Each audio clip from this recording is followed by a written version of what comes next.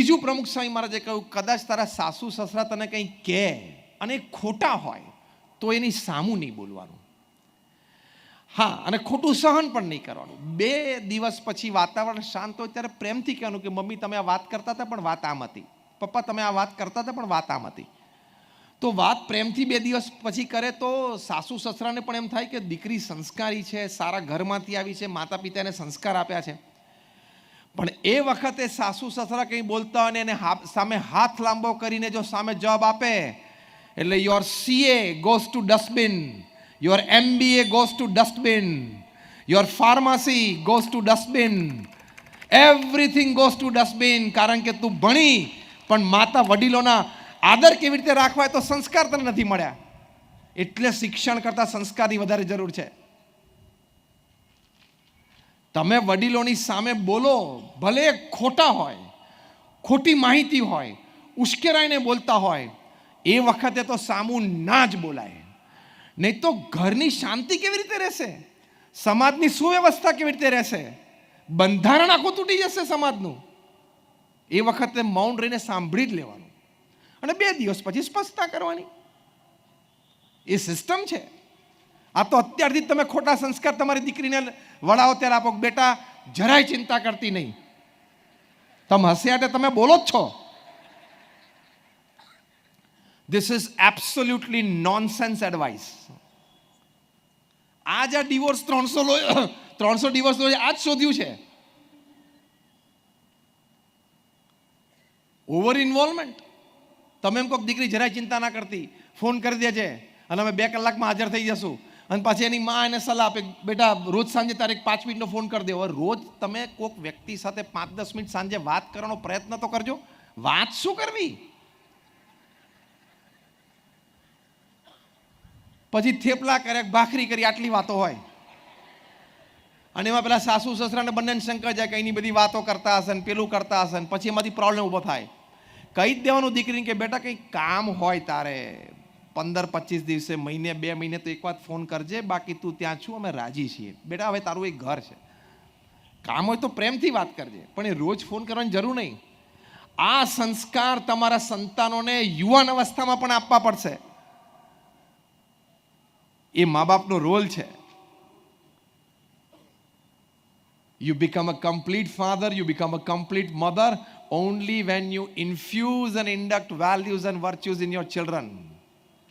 બાકી ફિઝિકલી તો તમે માતા પિતા બન્યા, ઇમોશનલી નથી બન્યા.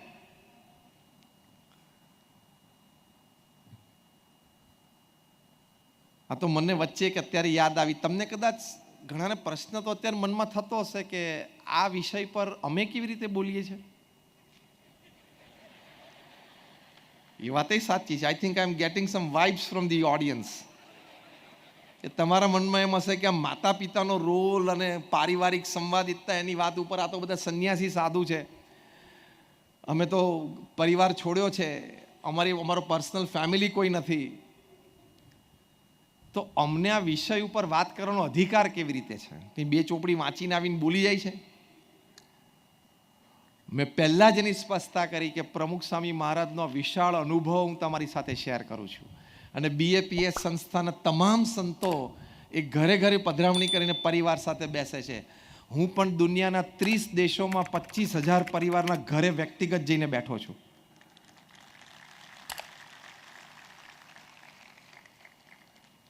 અને ઘણી વખત ગેમ રમવા કરતાં ગેમને બહાર બેઠા બેઠા જોવે ને એ કોચ બહુ પાવરફુલ હોય, પ્લેયરને ટ્રેન કરી શકે. હકીકત છે. તમે EPL જોવો, ઇંગ્લિશ પ્રીમિયર લીગ, જે ફૂટબોલ ટીમ્સ છે ઇંગ્લેન્ડમાં, એના કોચિસ છે ને એમાંથી 70% કોચ એ લેવલનું ફૂટબોલ રમ્યા જ નથી. તમે ઓલિમ્પિક મેડાલિસ્ટ લો, ગોલ્ડ મેડલ, સિલ્વર મેડલ અને bronze medal, total Olympic medallist અત્યારે પૃથ્વી પર છે, બધાને તમે લો, એમાંથી 70%ના કોચ ઓલિમ્પિક રમ્યા જ નથી. તો એને ખબર હોય કે મારા પ્લેયરને મારે ગોલ્ડ મેડલ સુધી કેવી રીતે પહોંચાડો. એમ અમે ગેમ રમ્યા નથી પણ કોચિંગ કરી શકીએ છીએ. કારણ કે તમારા બધાના ઘરમાં અમે બગ્સ મૂકેલા છે. આઈ એમ જસ્ટ જોકિંગ. તમારા ઘરનો વાર્તાલાપ, વાતાવરણ અમને ખબર છે. $1 ટ્રિલિયન કોચ નામનું પુસ્તક છે, જેમ કોવિડ દરમિયાન મેં વાંચ્યું. $1 trillion કોચ પુસ્તક, $1 million નહીં, $1 billion નહીં, $1 trillion કોચ. આ પુસ્તકમાં એક લીટીમાં કહું શું લખેલું છે, કેવી રીતે એક ફૂટબોલરે સિલિકોન વેલીમાં આઈટી એક્ઝિક્યુટિવ્સને ટ્રેન કર્યા. અને એ પણ સામાન્ય નહીં, ફૂટબોલરનું નામ છે બિલ કેમ્બેલ. એ પેલો ફૂટબોલર હતો અને પછી રિટાયર થયા એટલે ફૂટબોલ કોચ થયા. એણે ગૂગલ કંપનીના માલિક લેરી પેજને ટ્રેનિંગ આપી છે. ગૂગલ કંપનીના વાઇસ પ્રેસિડેન્ટ પ્રોડક્ટ્સ એરિક સ્મિથ્સ એને ટ્રેનિંગ આપી છે. એક બીજી પણ મોટી આઈટી કંપનીના એક સિનિયર પ્રેસિડેન્ટ જોનાથન રોઝનબર્ગ એને ટ્રેનિંગ આપી છે. આ બધી વ્યક્તિ લેરી પેજ, એરિક સ્મિથ્સ, જોનાથન રોઝનબર્ગ, આ બધા પુસ્તકમાં પોતે એક ફૂટબોલર પાસેથી શું શીખ્યા ને એ વાતો લખી છે. હવે મેં આ પુસ્તકનું નામ ને વ્યક્તિનું નામ ના આપ્યો હોત ને એમને સ્ટેટમેન્ટ મૂક્યું હોત કે ફૂટબોલર પણ આઈટી એક્ઝિક્યુટિવને ટ્રેન કરી શકે, તમે આ વાત માનત? પણ I am giving you the book and the names, you can read it. આમાં એ લોકોએ લખ્યું છે કે બિલ કેમ્બલ એવું માનતા અને અમને એવું શીખવાડ્યું અને અમને એવું મનાણું અને અમે એ ટ્રેનિંગ લીધી. અમે એ ટ્રેનિંગમાંથી પાસ થઈને અમને રિઝલ્ટ મળ્યા. શું કે કોઈને કોચિંગ આપવું હોય, કોઈને ટ્રેન કરવા હોય તો એ કંપનીની પ્રોડક્ટ કોચે જાણવાની જરૂર નથી, ટ્રેનરે એની માર્કેટિંગ અને સેલ્સ પોલિસીસ જાણવાની જરૂર નથી.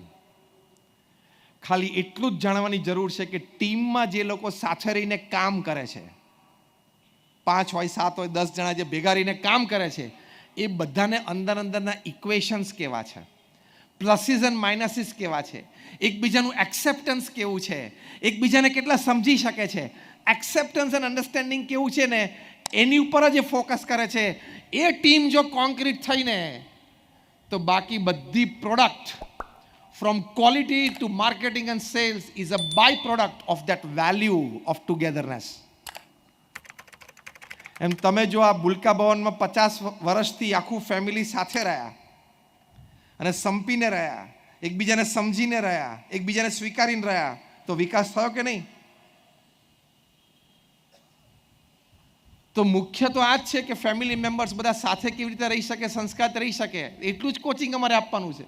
બાકી તમે કયો ધંધો કરો છો એમાં અમને કોઈ રસ નથી. તમે કઈ નોકરી કરો છો, I don't want to know. I just want to tell you that the sense of togetherness એ આ સંસ્કારથી આવશે. એટલે અડધો કલાકનું સેશન તમે રોજ કરજો, એટલે કે અઠવાડિયે એક વખત કરજો અને see the fruits of it. હવે શિક્ષકનો રોલ શરૂ થાય છે. આટલું લાંબુ હું શિક્ષક માટે નહીં બોલું, કારણ કે સમયની એક મર્યાદા છે અને હું આવતી 10 મિનિટમાં પ્રવચન પૂરું કરું છું. શિક્ષકનો પણ રોલ હોય છે.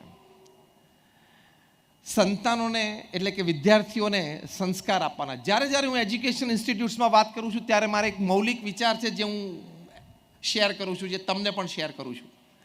તમારી સ્કૂલમાં પીરિયડનો સમય એટલે what is the time of the period? 40 minutes છે ને, 40 મિનિટ છે ને, એ તમારે 40+0 નહીં. Today it is my suggestion, it should be 35+5.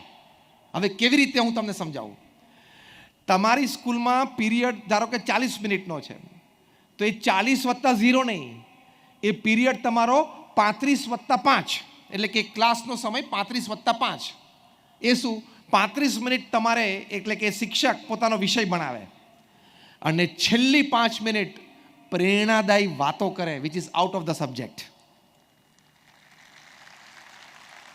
This is how teachers care for the society.